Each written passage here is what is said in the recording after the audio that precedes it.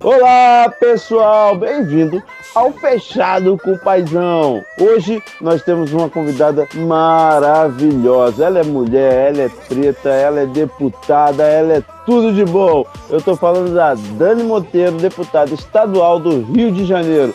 Solta a vinheta aí.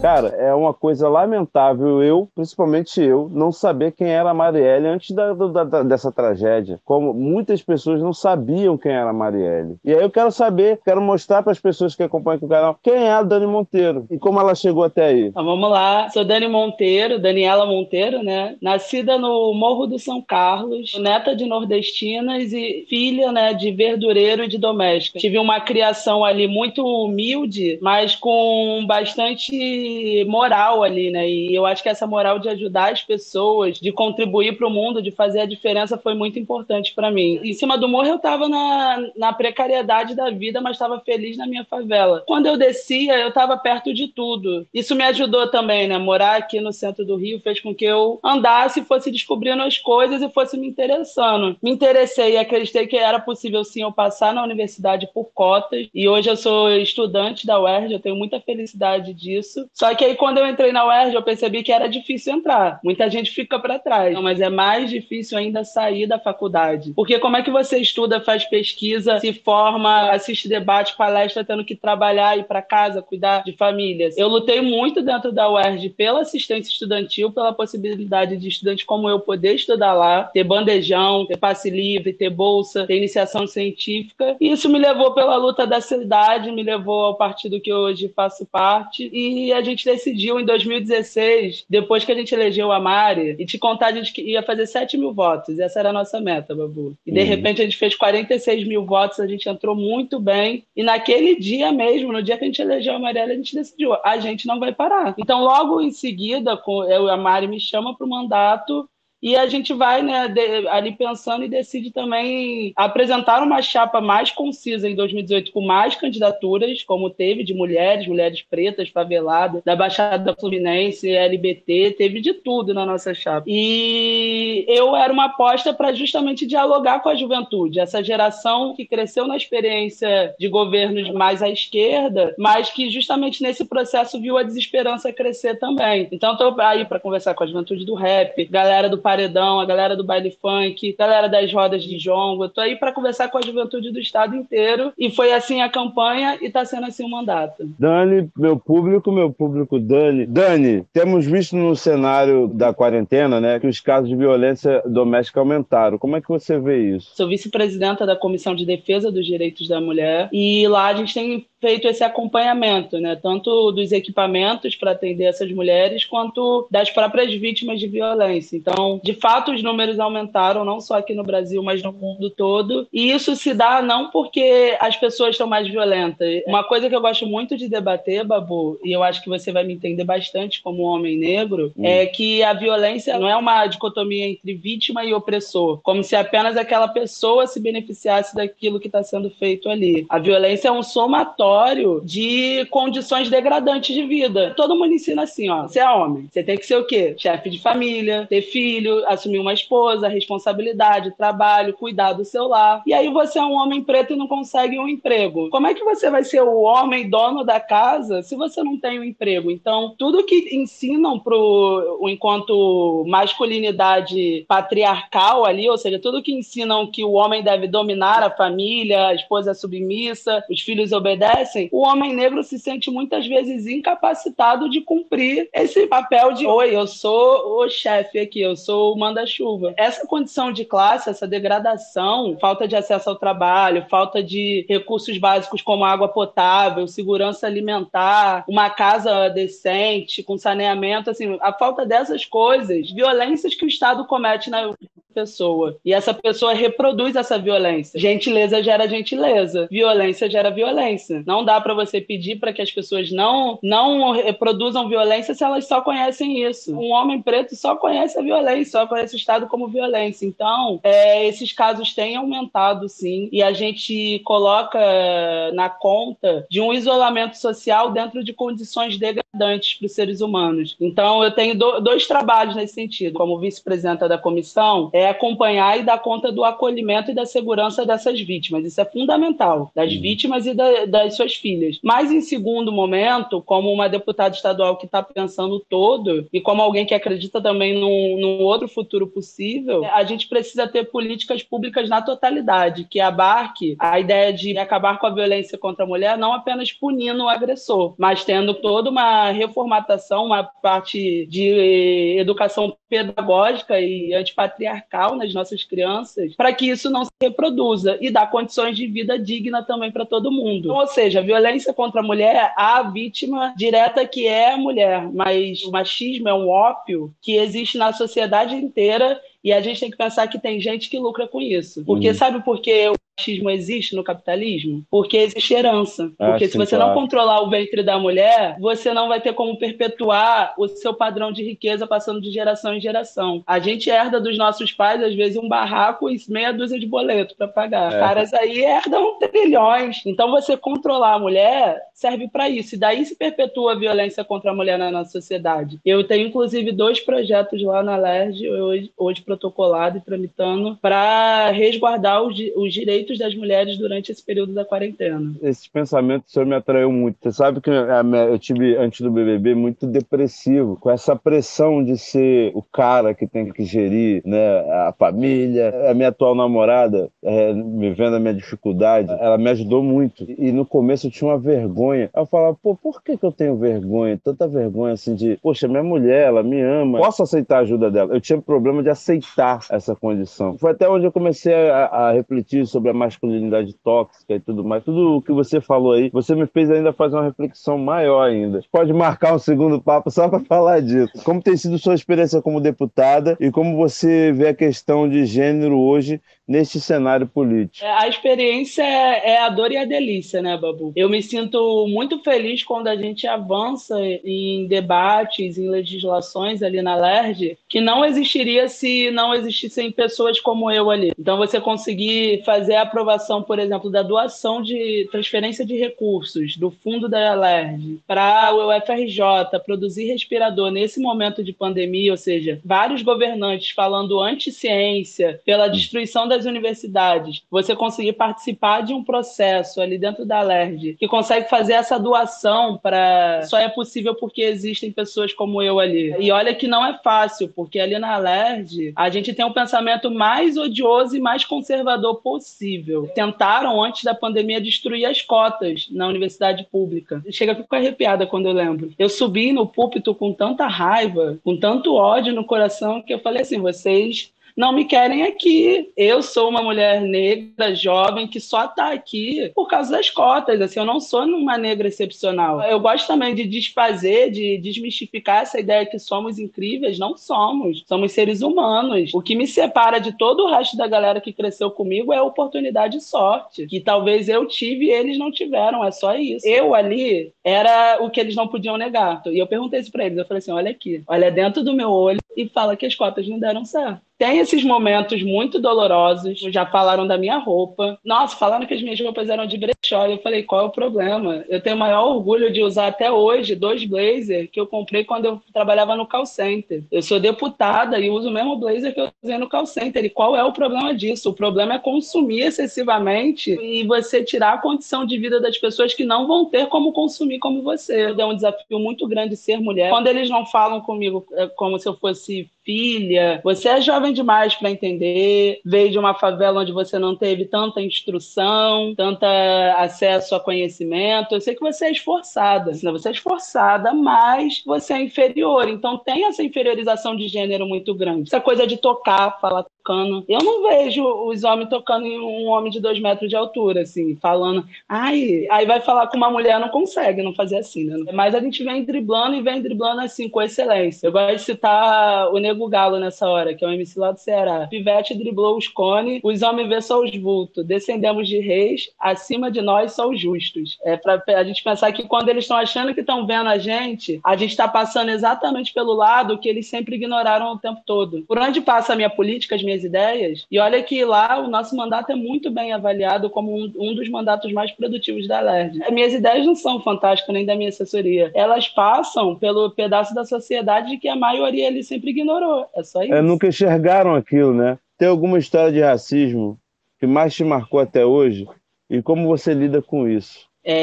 Por incrível que pareça, não foi nem da LERJ, na verdade foi da UERJ. Quando eu entrei na UERJ, eu lidei com um mundo que eu não conhecia. Como assim as pessoas sentavam em roda para decidir as coisas? Como assim estudantes têm direito a falar e decidir alguma coisa? Assim, da onde eu vim, democracia não existia necessariamente dessa forma. Democracia nossa é todo mundo gritando, falando junto e vambora. Mas a gente gosta também, mas assim, essa coisa do fica quieto, espera o outro falar, tem 3 minutos de fala, isso tudo assim eu não conhecia. Então foi um baque. E aí eu achei aquilo maneiro, mas falei assim, pô, não é pra mim, eu não tenho tempo pra isso. Aí fiz o meu primeiro período na faculdade. Quando eu fui fazer o segundo, eu comecei a trabalhar no call center. Antes eu trabalhava com buffet infantil, dava pra conciliar, mas como o horário do call center pega o horário da semana, eu acabei ficando com a inscrição de disciplina e eu fui conversar com os professores pra tentar mudar, fazer assim. Eu assisto a aula da manhã, faço prova, faço tudo de acordo com outro professor, que é a mesma matéria, a mesma emenda, conteúdo, tudo. E você passa a minha nota. Ele podia não aceitar, Babu, porque você não aceitar, tudo bem, assim, você é o professor, você ministra a sua aula. Mas a resposta dele foi a coisa que, assim, me dilacerou muito. Que ele virou e falou assim, não tem condições de estudar?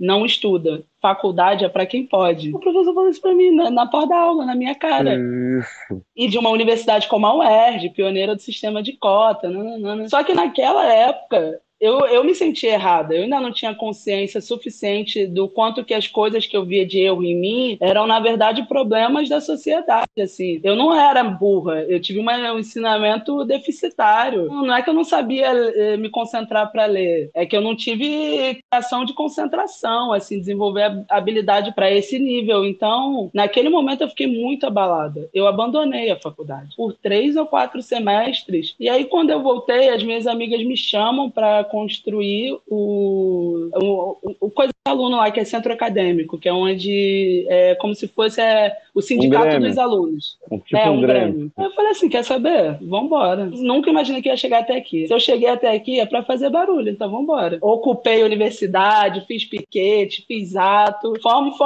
embora. Mas assim, a situação me marcou muito e ela foi tanto para me colocar para baixo, quanto depois para eu sentir muito ódio e me para cima. Que é isso, as pessoas falam também do ódio. Pra gente que nasce na favela, o ódio muitas vezes nos move.